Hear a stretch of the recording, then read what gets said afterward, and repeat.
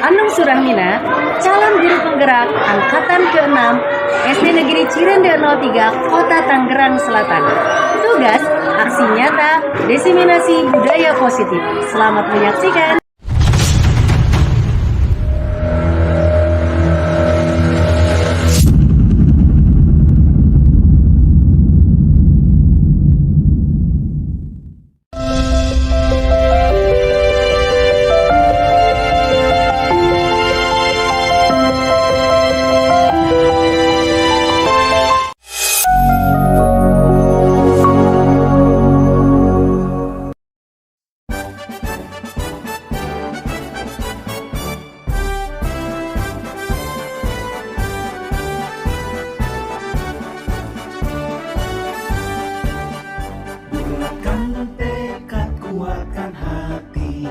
Negeri ini memanggilmu kawan, belajar bergerak berbagi untuk negeri, guru penggerak majukan pendidikan, guru penggerak menghamba pada murid, kreatif rancang pembelajaran, hargai potensi. Anak-anak, hari ini kita akan membuat keyakinan kelas. Keyakinan kelas adalah nilai atau keyakinan yang menurut kalian itu positif, yang bisa membuat kalian lebih baik lagi. Nah, keyakinan ini akan dibuat oleh kalian sendiri dan juga akan diterapkan, dilaksanakan juga oleh kita, semua warga di kelas 6B. Nah, silakan kalian pikirkan keyakinan-keyakinan kelas apa yang menurut kalian baik dan bisa membuat diri kalian lebih baik lagi. Sudah ada di kelompok masing-masing dan Ibu akan membuat atau membagikan sticky note ini. Silakan nanti ditulis di sini. Pikirkan apa. Setelah itu nanti kita akan tempel di papan tulis yang sudah Ibu sediakan. Baik, silakan nanti di sini ya. Ya, satu kelompok. Silakan pikirkan 2 keyakinan kelas yang nanti akan ditaati oleh kalian dan keyakinan ini membuat kalian akan lebih baik lagi, akan kondusif lagi ketika sedang belajar. Ya, silakan. Coba ditulis keyakinan kelas apa yang akan membuat kamu atau membuat kalian di kelas 6B ini belajarnya lebih semangat, lebih disiplin, dan lebih bertanggung jawab lagi. Ya, silakan ditulis. Silakan ditulis. Dan anak-anak, tadi kalian sudah menulis keyakinan kelas di kelompok masing-masing dan sudah menempelnya di papan tulis. Tetapi tadi sudah dibacakan banyak atau ada beberapa yang sama. Dan tadi sudah teman kalian sudah menuliskan yang mana yang harus atau yang dijadikan keyakinan kelas oleh kalian. Untuk itu yang tadi sudah ditulis, silakan di papan tulis ditulis kembali yang sudah menjadi atau diputuskan menjadi keyakinan kelas. Silakan. Jahira bacakan dan Najwa yang menulis. Silakan ditulis. Keyakinan kelas. Keyakinan kelas.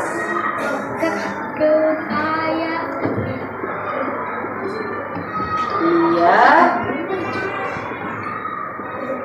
Silakan dibacakan oleh Jahira.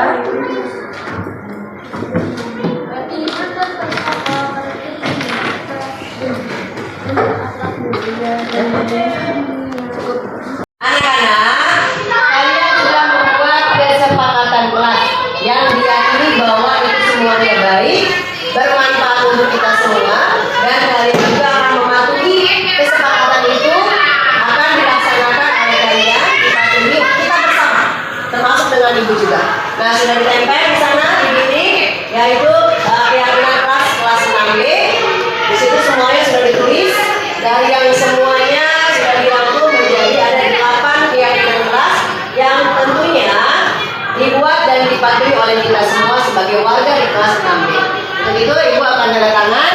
Setelah itu kalian nanti bergiliran tanda tangan untuk tanda bahwa kita akan mematuhi keyakinan kelas ini.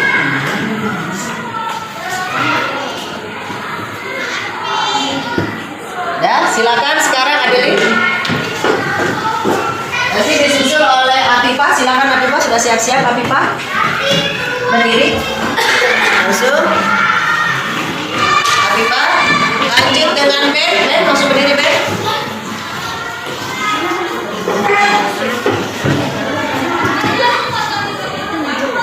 Bintang, berdiri Bintang. Silakan Ben.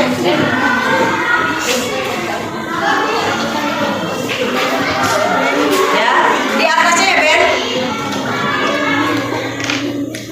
Lanjut Bintang, di atasnya nama Bintang. Di atasnya ya, betul. Di sini ya, di sini. Alpais satu saja ya. Sudah ada namanya itu Bintang. Iya, tidak ditulis lagi. Alpais hanya tanda tangan saja, tidak perlu tulis nama. Sudah ada namanya. Faiz, silakan. Lalu Sultan, Sultan silakan berdiri Sultan. Di atasnya Faiz, bukan di bawah. Ini bikin. Ya, di atas nama Sultan. Di atas nama Sultan. Di atas ya. Sultan atasnya, di atas nama Sultan. Nomor 7 ya. Lanjut setelah Sultan berdiri. Fahri. Fahri di atas nama Fahri ya.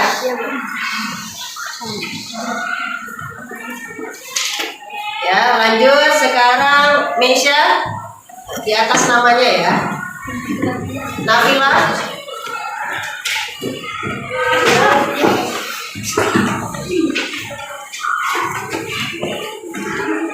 Mudah-mudahan kita selalu istiqomah di jalannya dan menjadi pengikut beliau yang setia. Insya Allah semuanya kita mendapatkan syafaat beliau kelak di yaumil akhir. Amin ya robbal alamin. Anak-anakku sekalian Ibu cintai, alhamdulillah Ibu ucapkan terima kasih kepada petugas upacara bendera yang hari ini dilaksanakan oleh kelas 6A. Alhamdulillah semuanya sudah bertanggung jawab untuk melaksanakan tugasnya dengan sebaik-baiknya. Mudah-mudahan kedepannya lebih ditingkatkan lagi agar pelaksanaan upacara bendera berjalan lebih baik lagi. Anak-anak yang Ibu cintai, hari ini Ibu akan membawakan tema yaitu budaya positif. Apa itu budaya positif? Budaya positif adalah nilai-nilai, keyakinan-keyakinan yang baik yang kita lakukan dalam kegiatan kita yang seperti biasa di sekolah. Apa saja budaya positif tersebut? Budaya positif yang pertama adalah melaksanakan tata tertib di sekolah. Seperti kalian masuk ke sekolah tepat waktu, memakai seragam lengkap, dan juga menghormati Bapak Ibu guru dan juga teman kalian di sekolah.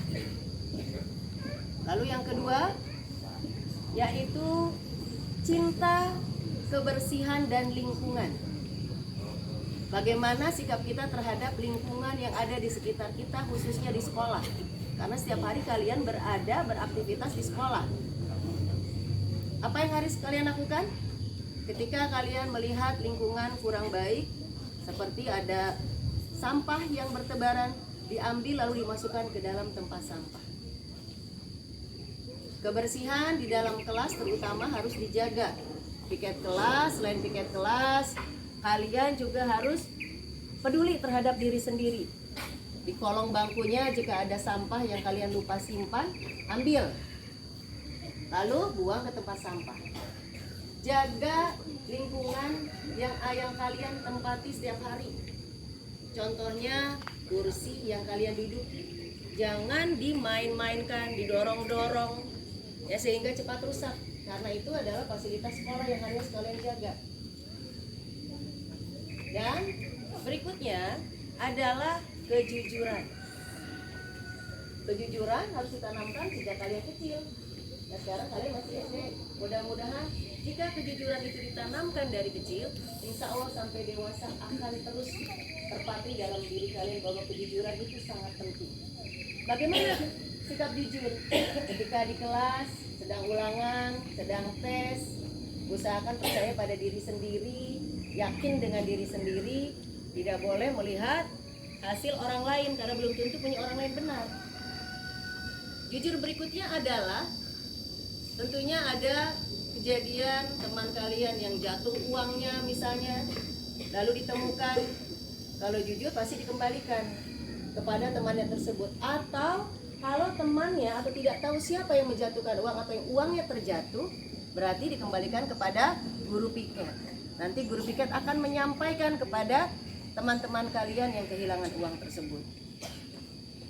Mudah-mudahan Ibu doakan semuanya memiliki sikap jujur sehingga kalian menjadi orang yang amanah.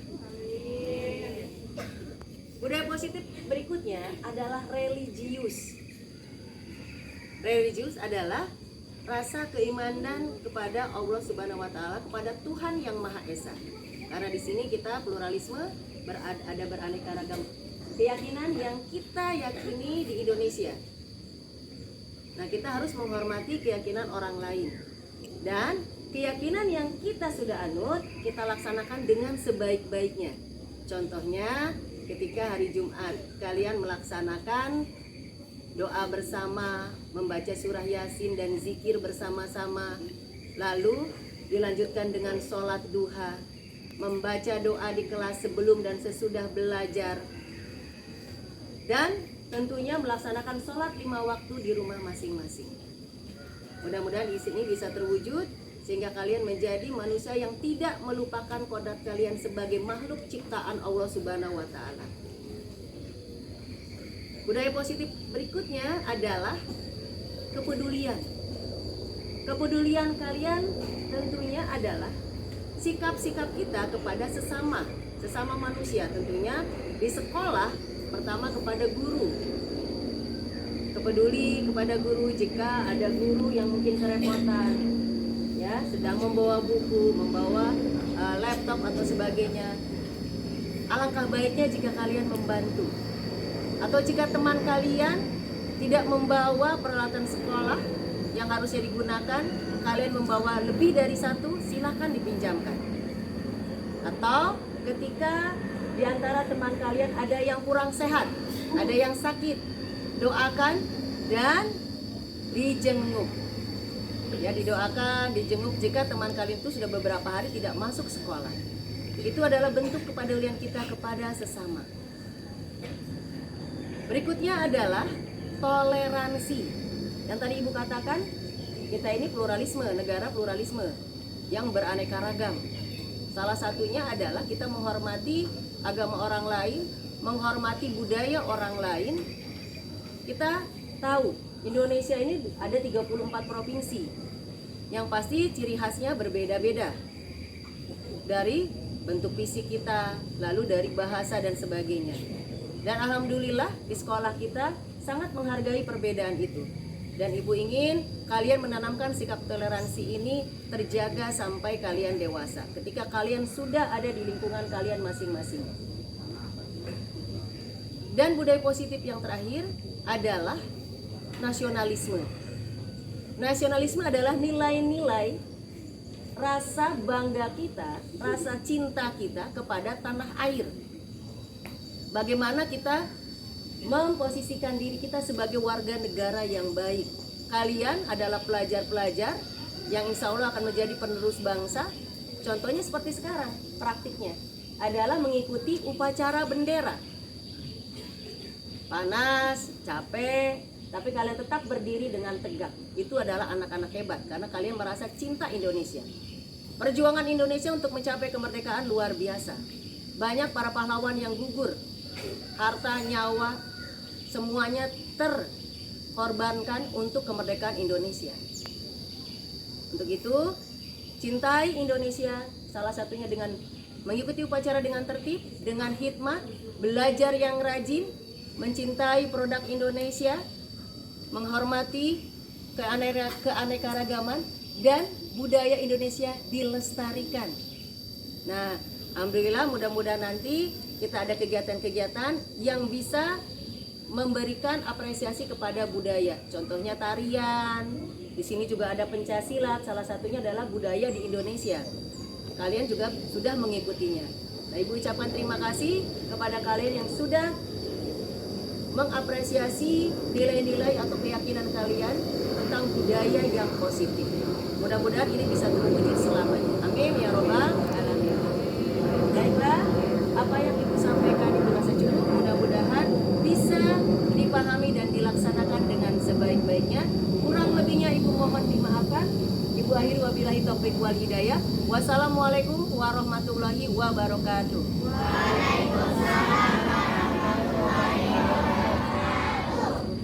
Seluruhnya sabrak. Assalamualaikum warahmatullahi wabarakatuh.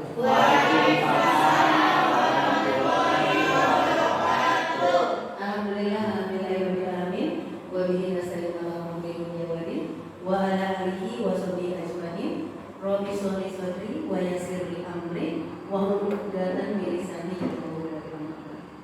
Yang kami hormati Bapak Ibu Guru SDN Cirebon 03 beserta staf. Alhamdulillah, terima kasih atas kehadirannya.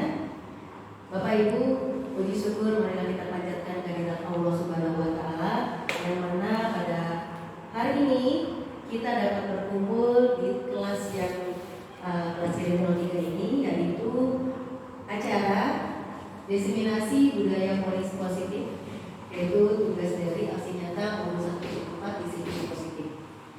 Terima kasih atas kehadirannya Bapak Ibu. Mudah-mudahan apa yang nanti saya sampaikan bisa bermanfaat untuk Bapak Ibu sekalian.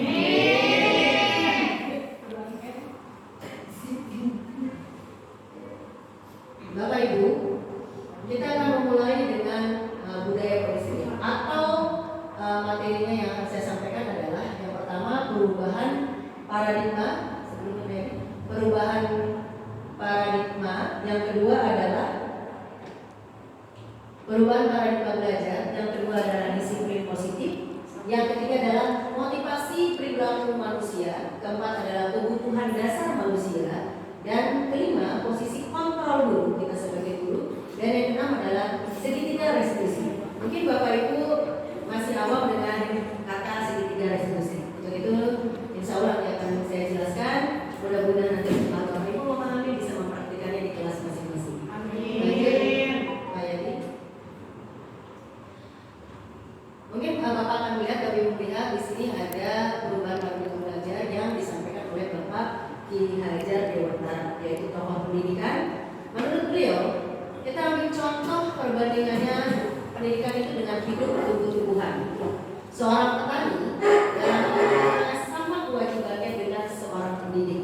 Bapak Ibu bayangkan petani seperti apa pekerjaannya, dan Bapak Ibu juga pasti sudah mengerti bagaimana profesi kita. Kegiatan apa yang dilakukan di sekolah sebagai seorang pendidik. Petani yaitu menanam padi, misalnya dia menuntun tumbuhnya padi. Bagaimana padi itu bisa kita panen dengan hasil yang baik, dengan hasil yang memuaskan. Lalu bagaimana caranya petani itu? Pertama adalah memperbaiki kondisi tanahnya dulu. Bagaimana tanah itu bisa subur, bisa gembur, sehingga padi itu bisa tumbuh dengan baik. Lalu memelihara tanaman padi, dicabutin rumputnya, gulma-gulma yang akan menghambat pertumbuhan padi akan diambil. Lalu memberi pupuk setelah itu, tentunya pupuk dan air. Lalu membasmi ulat-ulat jika ada ulat ataupun hama tanaman yang mengganggu tanaman tersebut. Otomatis petani pun akan apa? Membuat tanaman itu terhindar dari bibit penyakit tersebut, sehingga tanamannya subur. Tentunya kita sebagai guru akan melakukan hal yang sama seperti petani. Bagaimana seorang guru itu mendidik siswa, memberikan hal-hal yang positif kepada siswa tersebut, sehingga siswa tersebut menjadi anak yang kita harapkan. Tentunya orang tua pun sudah menitipkan kepada kita. Sudah jam kabul, ibu, bapak, saya menitipkan anak saya ini ke bapak ibu. Silakan dididik dengan baik.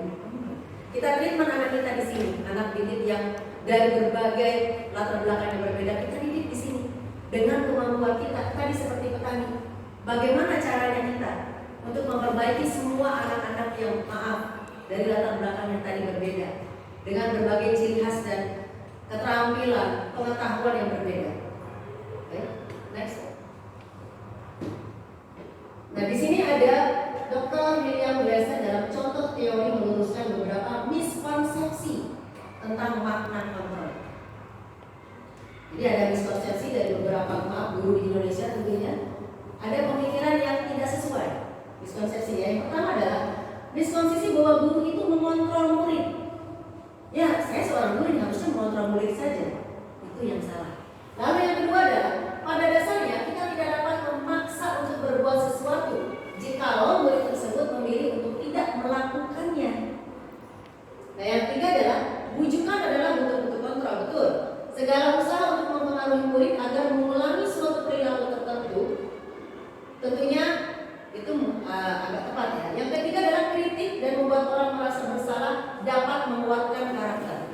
Nanti Bapak akan tahu nanti akan saya jelaskan selanjutnya. Apakah itu betul atau salah? Mengkritik siswa membuat orang merasa bersalah.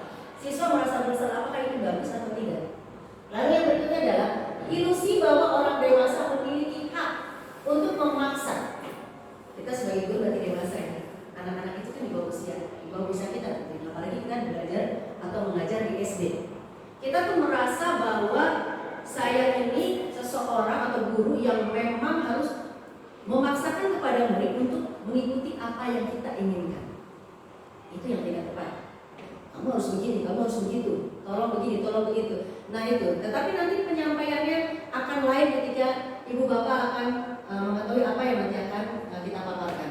Lalu banyak orang dewasa yang percaya bahwa mereka memiliki tanggung jawab untuk membuat murid-murid berbuat hal-hal tertentu, apapun yang dilakukan dapat diterima. Seorang guru ini biasanya ketika mungkin akan di sekolah, tolong dong itu diambil, atau segala sesuatu yang membuat ingin membahagiakan guru atau menurut guru itu akan baik untuk muridnya, itu akan dilakukan oleh guru tersebut. Nah itu yang miskonsepsi tadi ya, yang salah persepsi. Baik lanjut Pak. Nah sekarang kita akan berbicara apa itu disiplin positif. Sedangkan disiplin positif adalah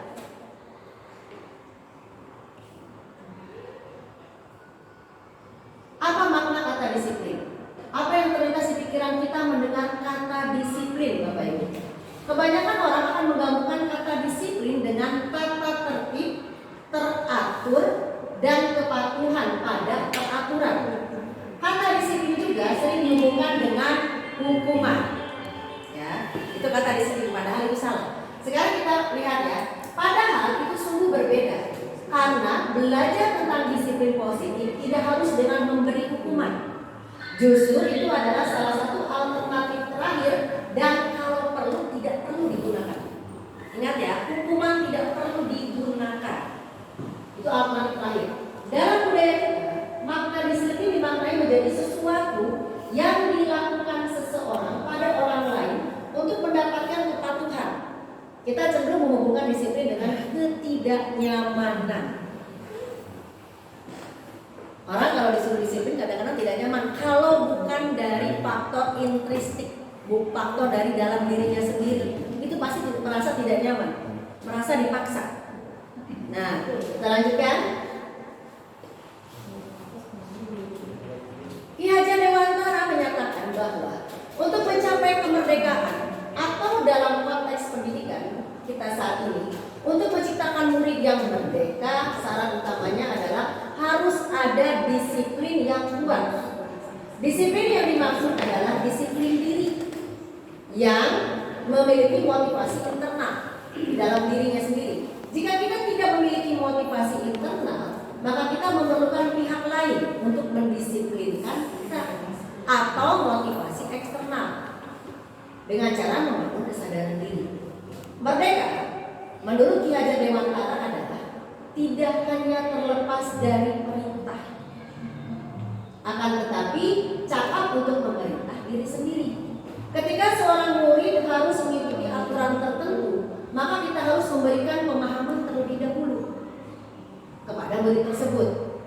Alasan mengapa mereka harus mengikuti aturan tertentu, sehingga motivasi yang terbangun adalah motivasi intrinsik, bukan ekstrinsik. Disiplin diri dapat membuat seseorang menggali potensinya menuju sebuah tujuan, sesuatu yang dihargai dan bermakna. Dengan kata lain, disiplin diri juga mempelajari bagaimana cara kita mengontrol diri kita, bagaimana menguasai diri untuk memiliki tindakan yang mengacu pada nilai-nilai yang kita hargai. Nah, sekarang kita bicara tentang motivasi perilaku manusia. Motivasi yang ada di dalam diri manusia. Ada yang pertama yaitu untuk menghindari ketidaknyamanan atau hukuman. Contoh begini, ini masih motivasi ekstrinsik ya. Jadi ketika anak itu diberikan PR atau diberikan tugas oleh bapak ibu guru, kalau itu faktor ekstrinsik, faktor yang dari luar dirinya sendiri, mereka akan mengerjakan tugas betul. Akan tetapi dia takut dengan itu tadi. Nanti kalau saya tidak mengerjakan tugas dari bapak dan ibu guru, saya kena hukuman, saya tidak mendapat nilai. Jadi bukan dari diri sendiri bahwa saya membutuhkan itu untuk kemajuan diri saya, manfaatnya untuk saya. Tapi karena apa? Ada rasa takut. Jadi faktor dari luar. Mengerjakan tugas, mengerjakan PR, tapi faktornya dari luar. Yang kedua adalah untuk mendapatkan imbalan atau penghargaan dari orang lain. Kita mungkin sama-sama pernah dulu ya belajar sebelum saya mengikuti guru penggerak.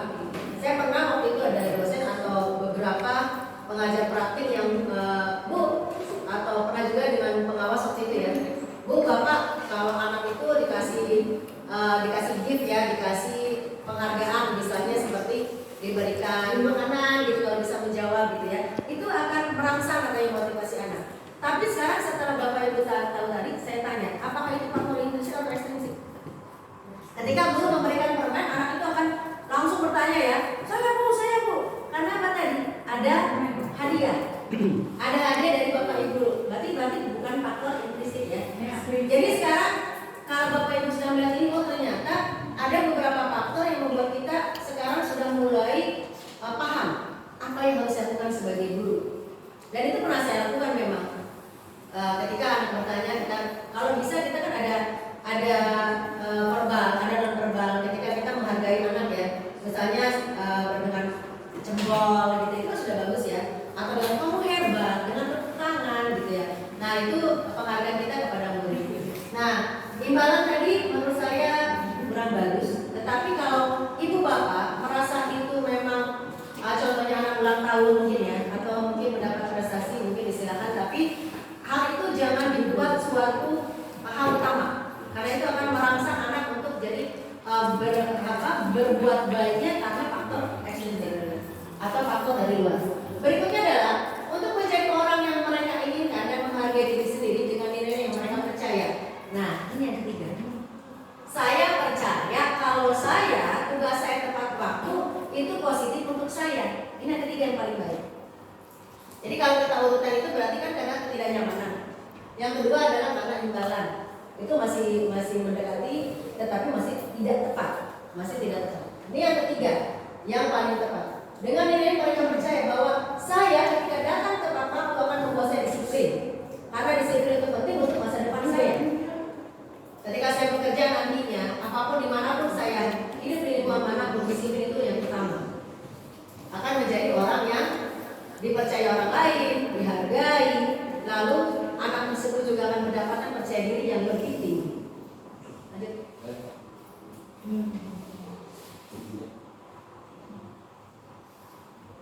Nah, ini yang saya juga terus terang saja Bapak Ibu baru memahami setelah jadi mengikuti guru penggerak ini. Dan saya kemarin sampai ke dosen saya bilang begini, Pak, kenapa ya untuk ikut guru penggerak ini kok sulit gitu? Banyak yang tidak lulus gitu. Sebenarnya ketika saya mengikuti ini, saya tadinya nothing tulus yang saya tidak ada maksud apapun, tidak ada motivasi apapun dalam diri saya ketika ikut guru penggerak. Karena saya merasa haus dengan ilmu saja. Ya Bapak Ibu ya, jujur di usia saya sekarang ini adalah di mana saya itu merasa bahwa saya itu mau sekali pengetahuan saya. Ilmu saya itu nggak ada apa-apanya. Saya ke PPG ilmu saya bertambah. Sekarang diambil oleh guru saya. Asyik berusaha, oh iya ya ternyata ilmu saya tidak ada apa-apanya gitu. Ilmu saya itu kurang sekali. Dapat lagi ilmu lain. Sekarang saya ikut lagi dapat lagi ilmu lain. Dan ketika kita mendapat ilmu lain, kita merasa kecil. Betul tidak? Karena nggak ada apa-apanya kita. Ilmu itu ternyata banyak dan luar biasa. Jadi saya masih Bapak Ibu tetap semangat untuk belajar, menambah ilmu supaya apa? Kita akan merasa lebih baik. Itu saja ya. Jadi sekarang yang tadi saya katakan adalah saya tidak mengerti tadinya dengan keyakinan kelas. Yang saya tahu adalah peraturan kelas, atau tidak Bapak Ibu? Bagaimana ketika kita belajar sebagai wali kelas, ketika datang anak murid baru, siswa baru kita Bapak Ibu pasti akan begini. Anak-anak kita buat peraturan kelas ya, tapi biasanya Bapak Ibu guru yang dominan. Tidak, maaf nih kalau saya salah ya. Tidak memberikan kepada anak itu bahwa memerdeka anak, bagaimana anak itu ingin apa sih di kelas, ingin membuat seperti apa sih kelasnya. Jadi Bapak Ibu guru yang akan membuat ya datang tepat waktu, tidak buang sampah sembarangan atau membuang sampah pada tempatnya, lalu Bapak Ibu akan menuliskan tertib belajar, mengerjakan tugas dengan tepat waktu, kondusif dan sebagainya. Itu biasanya gurunya sendiri yang akan menulis gitu ya. Itu yang disebut dengan tata tertib di kelas atau peraturan kelas. Nah, kalau sekarang mengapa tadi yang kembali ke murid yang tadi merdeka belajar ya, bahwa kita harus membuat adalah pertama kesepakatan kelas dulu sebelum keyakinan. Keyakinan kelas itu dimulai ketika awal tahun ajaran baru di kelas. Kita buat kepada anak bahwa anak-anak kita akan membuat kesepakatan kelas nih, gitu ya, dengan santai ya, tidak membuat guru itu dominan di situ. Coba anak-anak, menurut kamu tuh kelas kamu mau dijadikan apa sih? Karena 1 tahun loh kita di sini akan buat seperti apa nih kelasnya? Dan bagaimana caranya supaya kelas kita kondusif? Bu, nanti anak-anak akan mengacungkan tangan ya. Maaf Bapak Ibu, ketika Bapak Ibu membuat nyaman anak-anak, anak-anak pun akan timbul keberanian ketika berbicara. Bu, saya mah ingin kelasnya itu kalau belajar itu dimulai dengan baca doa Bu, misalnya. Itu kan dari anaknya sendiri. Lalu pulang juga baca doa. Terus nanti kalau ada anak yang mengganggu temannya Bu, itu berarti dia kurang baik Bu. Jadi nanti ada tulisan Bu, jangan mengganggu teman lagi belajar. Mereka akan sama-sama. Bapak Ibu fasilitasi dengan misalnya kertas atau disebutnya kertas yang bisa ditempel yang warna-warni itu, silakan dibagikan kepada siswa-siswinya, lalu tempellah di papan tulis. Kita sortir, karena murid kita ada 20, di atas 20 semua ya. Dari 20 anak itu suruh maju untuk inginnya seperti apa sih kelasnya gitu. Peraturan apa sih yang ingin dibuat bersama dan diikuti dan dijadikan keyakinan. Setelah itu kalau sama kita sortir, baru itu menjadi keyakinan kelas. Kita tempel di dinding. Mungkin Ibu Bapak lihat nanti di kelas saya sudah ada keyakinan kelas, lalu ditandatangan oleh semua. Saya pun tanda tangan. Karena di situ artinya guru juga mengikuti keyakinan kelas itu, bukan hanya siswa. Guru pun akan mengikuti keyakinan itu. Jadi tanda tangan semuanya bahwa mereka akan menjalankan itu. Karena untuk kebaikan, mereka yakin bahwa itu baik. Jadi perlu dijalankan. Yang kedua Bapak Ibu, saya juga pernah ketika di kelas itu ada bintang. Misalnya begini. Ada si namanya A, misalnya namanya Siti. Siti ini bisa mengerjakan tugas, lalu gurunya ngasih tanda bintang, betul tidak? Yang bagus itu dikasih bintang. Lalu nanti kalau misalnya anak itu datangnya tepat waktu terus, kasih tanda bintang. Dari setiap nama ya. Nah, itu yang kurang tepat. Karena tadi faktor ekstrinsik yang dibuat oleh guru. Wah, saya harus ngerjain PR, saya harus datang tepat waktu, saya harus kondusif, belajarnya harus tenang, karena akan mendapatkan bintang, bukan dari dirinya. Jadi kalau itu lebih baik tidak usah ditempel di dinding. Saya bertanya, saya membuat absen di dinding, yang hadir yang datang tepat waktu itu ditempel. Nanti misalnya Sultan datang tepat waktu berarti nomor 1 begitu ya. Saya tanya ke pembimbing saya, oh itu masih kurang tepat Bu. Tidak apa-apa untuk absen, tetapi jangan kasih nomor. Jadi kalau anak nomor itu ternyata faktor esensinya adalah saya itu biar terlihat sama bu guru, saya datang tepat waktu. Jadi saya nomor 1.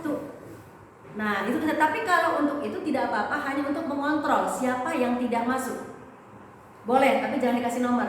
Paham Bapak Ibu ya? Biasanya kan di absen suka ada nomor ya 1 sampai 24 gitu. Nah itu yang tidak perlu adalah nomornya. Tapi kalau itunya boleh untuk mengontrol siapa yang tidak masuk atau siapa yang sedang sakit gitu. Baik.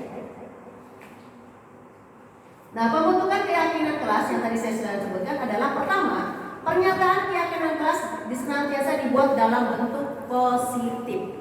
Yang kedua, keyakinan kelas hendaknya tidak terlalu banyak. sehingga mudah diingat dan dipahami oleh semua siswa kelas. Yang tadi sudah saya sampaikan. Buat semuanya, tetapi kita sortir yang kira-kira bisa anak itu lakukan. Karena tadi sesuai dengan keyakinannya, dipilih yang memang sesuai dengan anak dan keyakinan anak tersebut. Lalu keyakinan kelas sebagai sesuatu yang diterapkan. Jadi bukan hanya omong kosong, nanti seperti ini ya keyakinan kelasnya datang tepat waktu, tapi anak tersebut tidak melakukan itu. Nah itu berarti keyakinan kelasnya tidak bisa diterapkan. Lalu berikutnya adalah semua warga kelas hendaknya ikut berkontribusi dalam pembuatan keyakinan kelas melalui curah pendapat. Berikan anak itu, kasih anak itu perangsangan bahwa semua bisa berpendapat. Jangan ketika anak berpendapat ikat, kamu salah, kamu nggak boleh begitu. Itu yang tidak baik. Jadi mengangkat pemikiran anak sehingga anak itu takut untuk berpendapat. Lalu yang berikutnya tadi, bersedia meninjau kembali keyakinan kelas dari waktu ke waktu. Jadi jangan pertama saja, tapi mungkin sebulan sekali ibu revisi apakah keyakinan kelas itu bisa dilaksanakan atau tidak.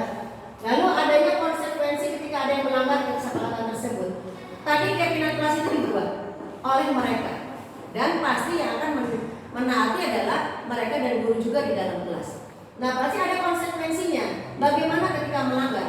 Contoh begini, saya pernah ada murid saya yang dia selalu datang terlambat, bukan selalu ya, beberapa kali.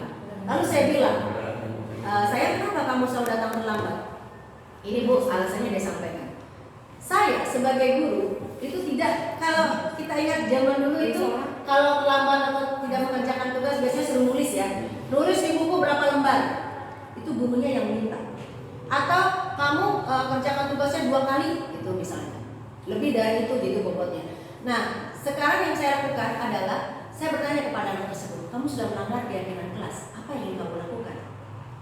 Oh ya Bu, saya, jadi dari dianya sendiri yang akan membuat dia tuh, oh ya, kalau saya melanggar peraturan yang sudah saya yakini, berarti punishment ya saya ini akan seperti yang dia lakukan tadi. Jadi gurunya tidak menghukum, tapi anaknya sendiri memiliki kesadaran bahwa kalau saya tidak mengerjakan, saya akan melakukan sesuatu yang memang dia juga tidak menginginkan itu.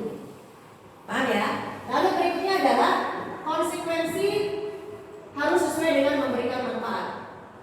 Jangan memberikan aturan atau kalau kamu tidak mengerjakan atau tidak menjalankan keyakinan kelas lalu hukumannya atau peraturan itu misalnya harus menyapu 10 halaman gitu ya misalnya. Nah itu yang tidak boleh, jadi memberikan manfaat. Lalu yang berikutnya adalah konsekuensi tidak berupa hukuman fisik dan tidak bersifat mempermalukan. Mungkin Bapak Ibu masih ingat ya, kita jadul ya, kalau dulu waktu sekolah kita melanggar peraturan suka dihukum di depan kelas ya. Itu juga pernah saya alami ketika saya sekolah telat, itu dijemur di depan upacara bendera. Terus terang itu malunya luar biasa, apalagi kita sudah remaja ya. Anak sekarang itu tumbuhnya lebih awal Bu. Kalau sekarang Bapak lihat anak kelas 2 sudah gaya seperti anak kelas 6, anak kelas 6 seperti gaya SMP dan berikutnya seperti itu ya. Karena memang sekarang kemajuan zamannya udah generasi apa sekarang? Generasi Z ya anaknya. Nah, jadi zaman dulu ketika dihukum ya, mungkin Pak Denny masih ingat dihukum lalu kita suka begini ya di depan ya. Nah, itu membuat tidak masalah buat kita dulu ya. Tidak masalah. Coba kalau sekarang ibu praktekkan, apa yang akan terjadi dengan anak tersebut? Mungkin tidak akan masuk sekolah lagi. Masih mending dia tidak melakukan hal-hal yang fatal untuk dirinya ya. Karena rasa malu yang luar biasa. Ini saya mohon untuk tidak melakukannya ya. Jadi jangan sampai mempermalukan atau fisik misalnya maaf, mencubit, memukul, ya geplak atau sebagainya atau dengan verbal, dengan kata-kata. Kamu ini gimana sih ini contohnya? Kenapa kamu dengan melotot dan sebagainya itu bisa terjadi? Karena anak itu, anak-anak sekarang ya akan terpatri dalam dirinya. Kok saya dimarahin, dipermalukan di depan orang, itu terus terang psikologisnya pasti akan terganggu. Tapi di sini tidak ada. Lanjut.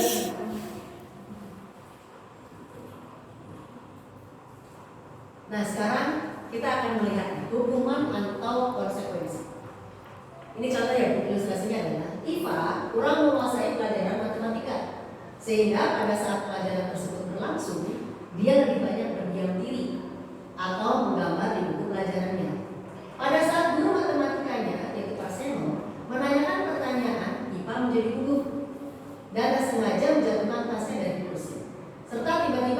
gagap pada saat berupaya menjawab.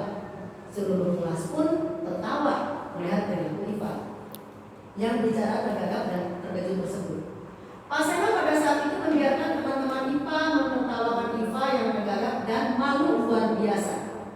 Dan malahan minta IPA untuk maju ke depan dan berdiri di depan kelas sambil menunjuk hidungnya karena tidak bisa menjawab pertanyaan Pak Seno.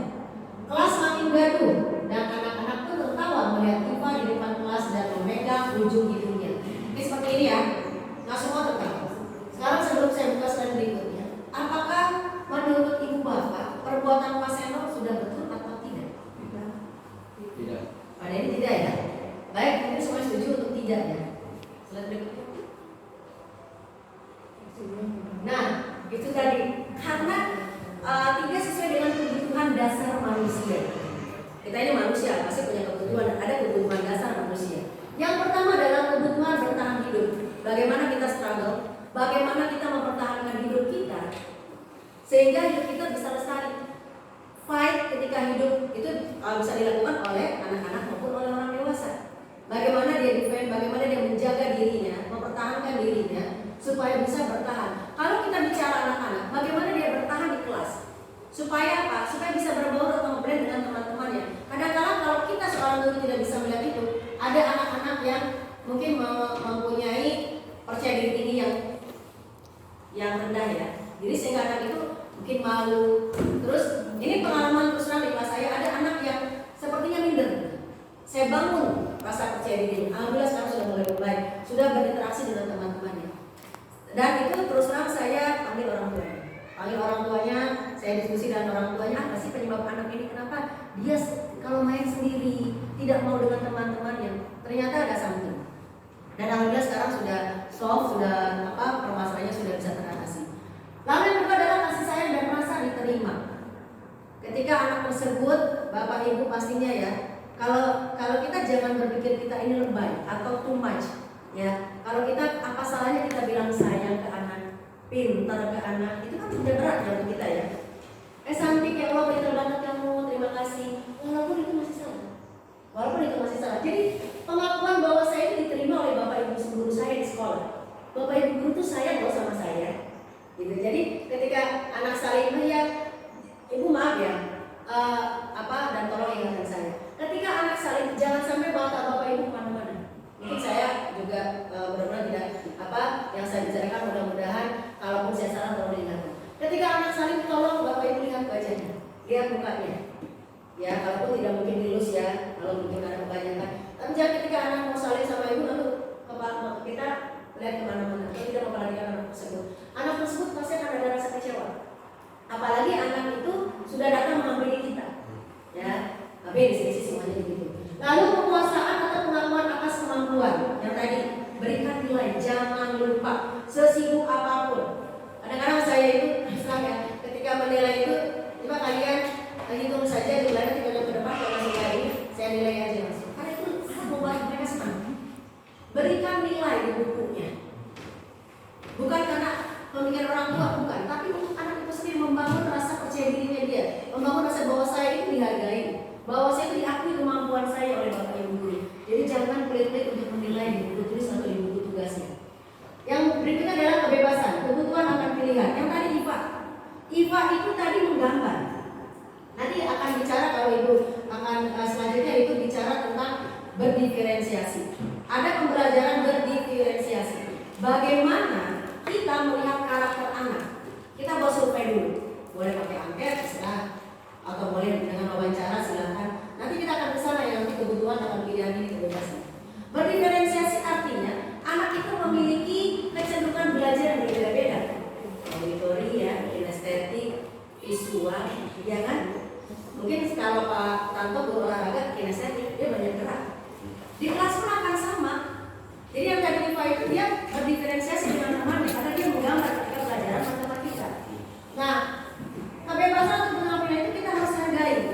Bagaimana caranya kita sebagai guru ketika anak sudah berbeda seperti itu, penilaiannya pun pasti akan berbeda atau cara penyampaian tugasnya berbeda dengan yang temannya yang lain. Kita tadi sudah susun dulu ya. Kita kelompokkan anak itu cenderung pembelajarannya kemana nih, gitu ya. Nah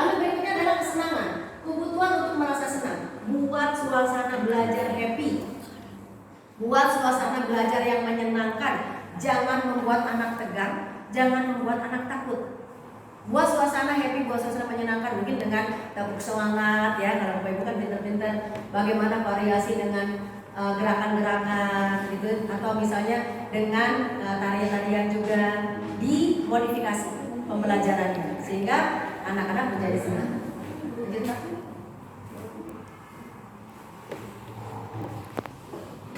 Sekarang contoh kasusnya ya.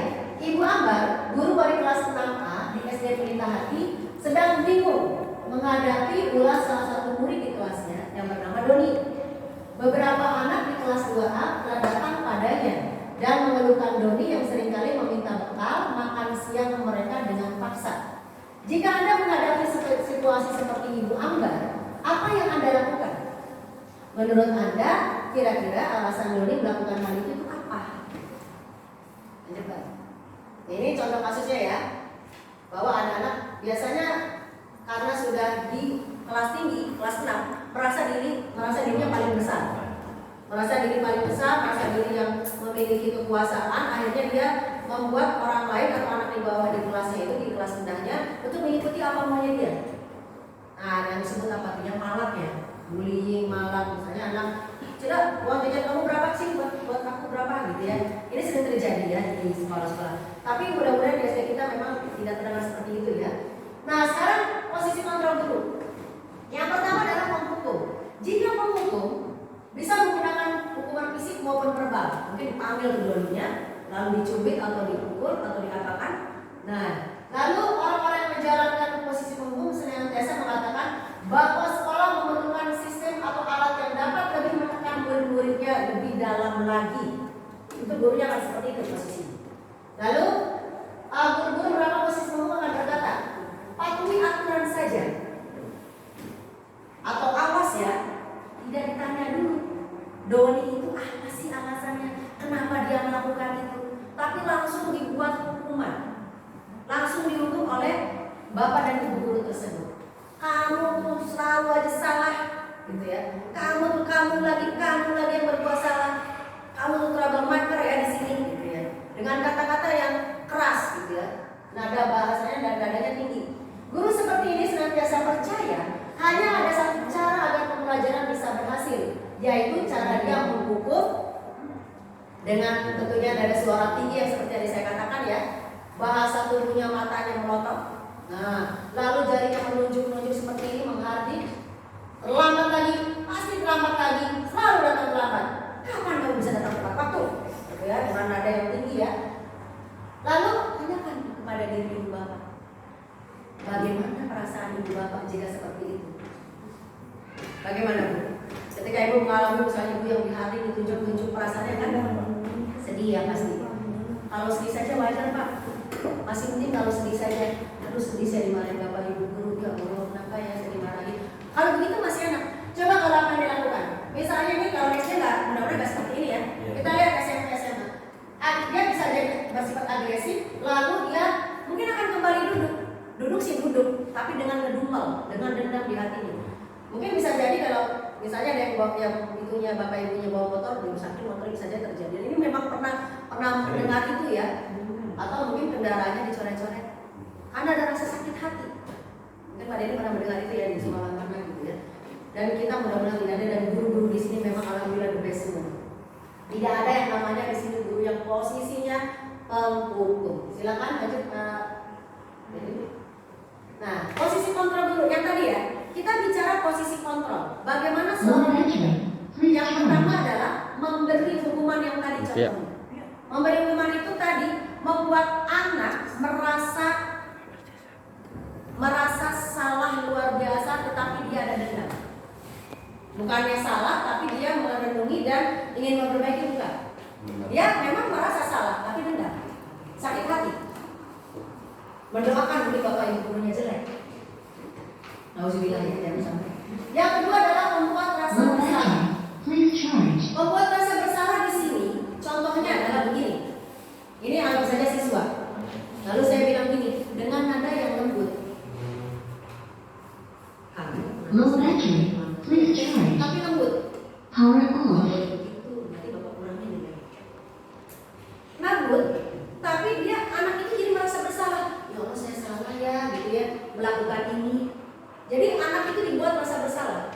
mungkin anak itu tidak akan dendam, karena tadi posisi kontrol yang pertama pemberi hukuman itu anak sakit hati. Kalau membuat rasa bersalah, guru itu lembut tapi nyindir, itu yang nusuk gitu ya, nusuk ke anaknya, lembut, kamu itu kenapa sih begitu terus, bapak nggak suka, tapi lembut. Gitu. Lalu kedua adalah teman. Nah, posisi teman, guru ini saya terus terang ya di kelas 6 itu mungkin pada saat ini masih di teman ya, belum sampai ke manajer. Nanti bapak tahu manajer itu apa. Teman itu seperti gini, ayo dong kerjain tugasnya buat bu guru, biar kamu nanti pinter. Kamu sayang kan sama bu guru kan? Nah, kerjain tugasnya ya, gitu. Itu teman. Posisi kontrol guru teman. Mengajak, membuat anak itu sedikit nyaman, tapi tadi bukan dari faktor intrinsik, bukan faktor dari dalam dirinya, tapi karena mau membahagiakan, mau menyenangkan gurunya, bukan karena ingin membuat dia yakin bahwa dia itu baik, bahwa dia itu bagus, bahwa itu sesuatu yang baik untuk dia, tapi hanya ingin menyenangkan gurunya saja. Nah, itu masih kurang bagus. Sekarang yang kedua adalah pemantau. Posisi kontrol yang berikutnya adalah guru sebagai pemantau. Dilihat, dipantau. Anak ini melakukan apa, dicatat, ditulis, lalu nanti ditegur. Kamu perasaan udah berapa kali begini, dipantau. Dan itu pun masih kurang bagus posisi pemantau itu. Walaupun lebih bagus daripada teman. Jadi ada teguran-teguran halus. Nah, ini yang paling baik, posisi manajer. Yang tadi nanti akan ada contohnya, bagaimana posisi manajer itu. Yang pertama adalah kita bicara dari hati ke hati dengan anak tersebut. Kita berikan waktu, waktu kita untuk mereka menyampaikan mengapa mereka melakukan itu. Ada diskusi dengan mereka, lalu tanyakan ke dalam hati mereka, apakah yang dilakukan oleh mereka itu salah atau benar. Jika mereka sudah merasa salah, tapi ibu gali perasaan dia, apakah yang dilakukan itu sudah salah atau betul. Ketika mereka sudah menyadari kesalahannya, lalu dia akan berjanji dalam ke dirinya ya, bukan untuk gurunya, ke dirinya bahwa saya akan berbuat lebih baik lagi untuk diri saya. Jadi posisi manajer itu tidak menyalahkan kamu itu salah, atau ayolah untuk bapak tadi posisi teman atau pemantau. Jadi manajer di sini sudah memiliki level yang sangat luar biasa untuk posisi sebagai manajer. Silakan Pak. Nah, tadi yang manajer ini adalah kita bicara dari awal adalah apa itu segitiga restitusi. Restitusi dilakukan sebagai upaya membantu siswa memperbaiki diri agar dapat kembali ke kelompoknya dengan karakter yang lebih kuat, yang lebih baik dan lebih kuat. Segitiga restitusi yaitu suatu proses dialog, ya Bu ya. Segitiga restitusi adalah suatu proses dialog yang dijalankan oleh guru atau orang tua agar dapat menjadikan anak mandiri dan bertanggung jawab. Proses dialog ini digambarkan pada sisi segitiga restitusi. Bapak Ibu silakan diperhatikan. Nah, di sini adalah bagaimana posisi kita sebagai manajer di kelas atau ketika kita sedang membuat anak tersebut itu menyadari akan kekurangannya. Yang pertama adalah dengan kata-kata kamu tentu punya alasan mengapa melakukan itu. Ditanyakan dulu. Lalu adakah cara yang lebih efektif untuk mendapatkan apa yang kamu butuhkan? Ditanyakan apa yang mereka inginkan. Lalu keyakinan kelas apa yang harus kita sepakati? Yang kamu langgar itu apa? Lalu kamu ingin menjadi orang seperti apa? Kita diskusi sebenarnya 3 hari. Lalu kita stabilkan identitasnya dia. Ketika dia sudah menyadari, baru kita stabilkan identitasnya. Kembali ke kelasnya atau memperbaiki dirinya. Setelah memperbaiki, kita akan kelompok untuk akibatnya dengan lebih percaya diri.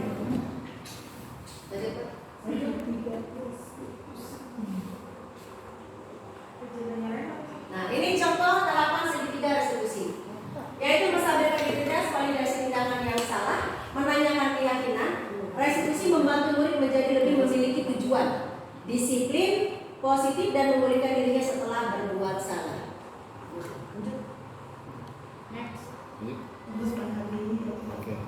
Sekarang penerapan segitiga restitusi di kelas. Ini kasus yang pernah saya hadapi di kelas saya.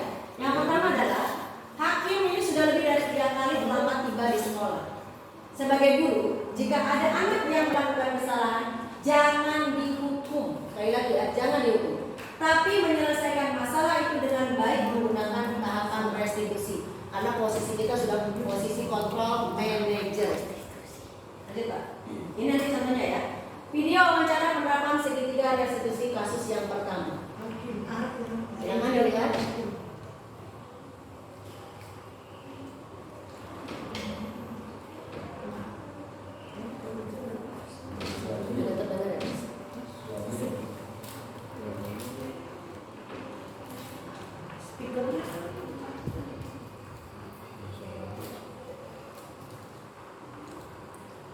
Cukup aja apa-apa. Stop aja. Nah, Bapak Ibu, ini adalah dialog saya dengan hakim tadi menggunakan segitiga restitusi. Jadi kita menanyakan dulu bahwa Bapak atau Ibu juga bukan manusia yang sempurna, pernah melakukan kesalahan. Seperti hakim, coba hakim menanyakan hakim apa? Ya Bu, saya datang terlambat, sudah berapa kali? Lebih dari 3 kali misalnya. Kita tanyakan, kenapa hakim itu datang terlambat? Oh ya Bu, saya main game katanya, tidurnya larut malam. Terus kita tanyakan, menurut hakim itu betul atau salah? Salah. Bagaimana yang baiknya? Ya, kita tanya, baiknya bagaimana? Nanti dia akan mengatakan sendiri, bukan kita yang memberikan contoh kebaikannya, bukan. Tapi dia sendiri yang akan menjawab bahwa yang harus saya lakukan adalah tidur lebih awal dan bangun pagi. Begitu. Nah, setelah itu kita akan tanyakan, kalau kalau hakim merasa yakin bahwa itu yang dilakukan, kapan hakim akan memulai keyakinan yang tadi hakim katakan? Mulai hari ini. Kita sudah mengingat itu. Dia sendiri, bukan kita. Bukan kita yang meminta kepada anak tersebut, kamu harus melakukan apa yang kita mau. Tapi dia sendiri yang akan memberikan keyakinan untuk dirinya sendiri tersebut. Ya. Lanjut Pak. Ini ada kasus yang kedua. Kasus yang kedua adalah Sophie tidak membawa alat dan bahan untuk prakarya membuat plastisin ketika praktik di kelas. Nah ini kita sama dengan tadi hakim, video wawancaranya adalah bagaimana supaya Sophie ini tidak terlambat lagi. Nah, supaya Sophie ini tidak lagi lupa untuk membawa bahan dan alat ketika praktik. Nah seperti ini. Ini sebuah kesalahan atau sebuah yang melanggar keyakinan. Karena di kelas itu ada tulisan untuk keyakinan kelas yang mereka buat adalah disiplin dan bertanggung jawab. Berarti mereka sudah melanggar itu. Keyakinan mereka itu sudah dilanggar. Nah baru kita gunakan segitiga restitusi. Nah ini sama dengan yang tadi prosedur seperti hakim, bahwa kita ini bagaimana caranya supaya siswa tersebut menyadari kesalahannya dan dia akan berjanji pada dirinya sendiri karena dia, bukan karena gurunya, karena dia sendiri merasa memang itu tidak baik. Lanjut Pak. Bluetooth mode.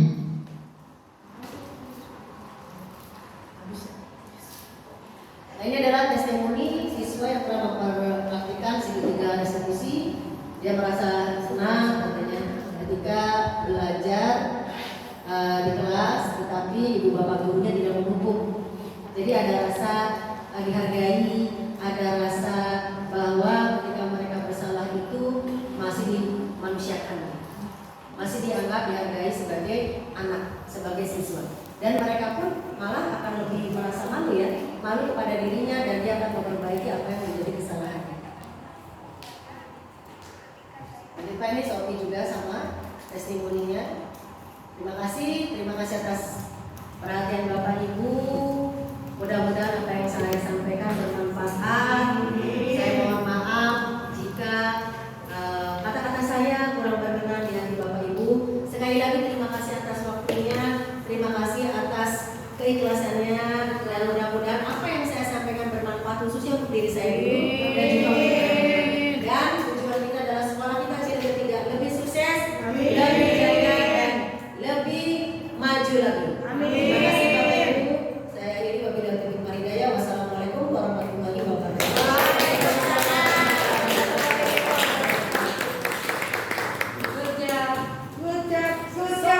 Baiklah Bapak Ibu, tadi saya sudah menyampaikan tentang budaya positif di sekolah.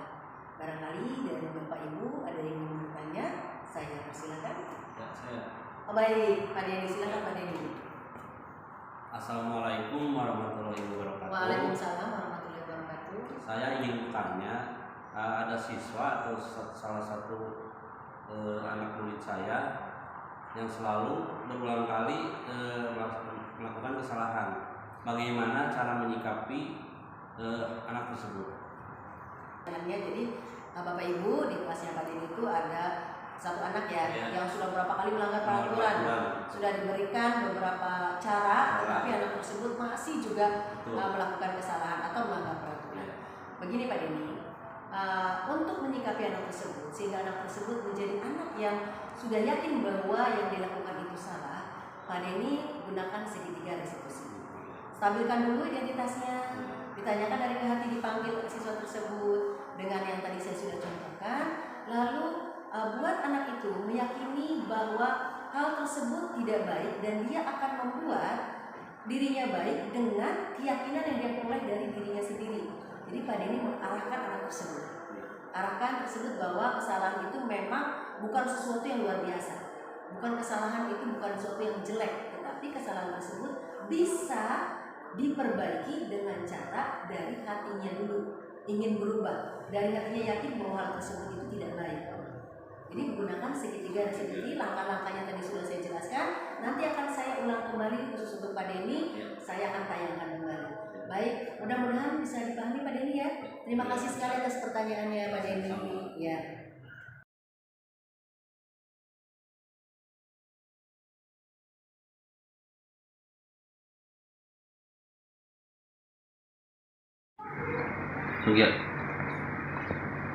Assalamualaikum warahmatullahi wabarakatuh.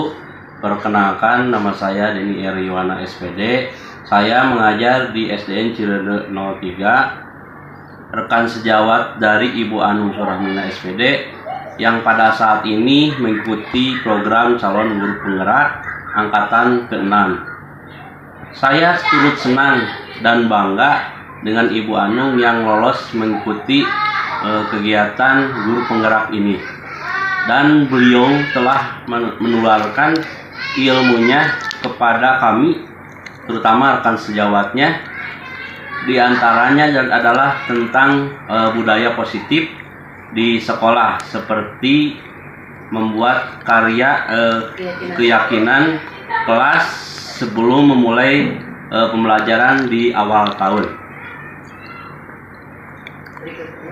Berikutnya yaitu posisi kontrol guru, ya, posisi kontrol guru dalam menangani siswa yang melanggar peraturan, yaitu dengan menggunakan posisi kontrol manajer yang harus dimiliki seorang guru dalam menangani siswa yang melanggar peraturan. Saya ucapkan yang ketiga segitiga restitusi, yaitu cara penanganan kepada siswa yang melanggar keyakinan kelas dan keyakinan sekolah. Terima kasih saya ucapkan kepada Ibu Anung atas ilmu yang telah diberikan kepada kami. Kami siap untuk menjalankannya dengan tujuan pembangunan pengajaran yang lebih baik dapat tercapai. Semangat Bu Anung, terus berjuang untuk pendidikan, terutama di SDN Cirende 03 umumnya di Indonesia. Semangat terus Bu Anung. Assalamualaikum warahmatullahi wabarakatuh. Alhamdulillah beres. Assalamualaikum warahmatullahi wabarakatuh. Nama saya Kenja Nur Hakim, kelas 6B, SDN Cirende 03. Saya senang belajar dengan Ibu Anung karena jika saya membuat kesalahan, Ibu Anung akan memaafkan saya dan memberikan kesempatan untuk memperbaikinya. Terima kasih. Assalamualaikum warahmatullahi wabarakatuh.